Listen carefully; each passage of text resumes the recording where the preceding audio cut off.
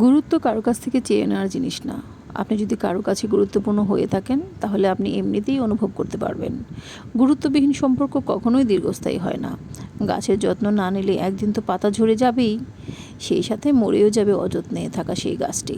আমি খুবই সাধারণ একজন মানুষ, কাউকে বদলাতে চাই না, কাউকে আটকেও রাখতে চাই না। শুধু চাই যার জীবনে আমি আছি সে যেন কখনো ক্লান্ত না হয় আমার উপস্থিতিতে। আমি চাই না কেউ আমাকে পেয়েও তার স্বপ্নগুলোকে ফেলে দিক, তাকিয়ে থাকুক নীরবতায় আর ভেতরে ভেতরে ক্ষয় হয়ে যাক। আমি চাই না আমার কারণে কারো মুখে বিষাদের কোনো রেখা পড়ুক। আমি চাই যে আমাকে ভালোবাসে সে যেন ভালো থাকতে পারে, সে যে চলে যাবে সে যেন নতুন আলোয় হাঁটতে পারে। আমি চাই না আমার ভালোবাসা কারো বোঝা হোক, কারণ ভালোবাসা মানেই তো মুক্তি। ভালোবাসা মানেই নিজের কষ্টগুলোকে বুকে আটকে রেখে অন্যের মুখে হাসি ফোটানো। আমি চাই না কেউ আমার সাথে থেকেও একটু অপূর্ণতা বোধ করুক। আমি চাই না কেউ আমাকে পেয়ে হতাশায় ভুগুক, অসুখী হোক, কষ্ট নেমে আসুক তার জীবনে। আমি শুধু চাই সবাই হাসুক, সবাই ভালো থাকুক।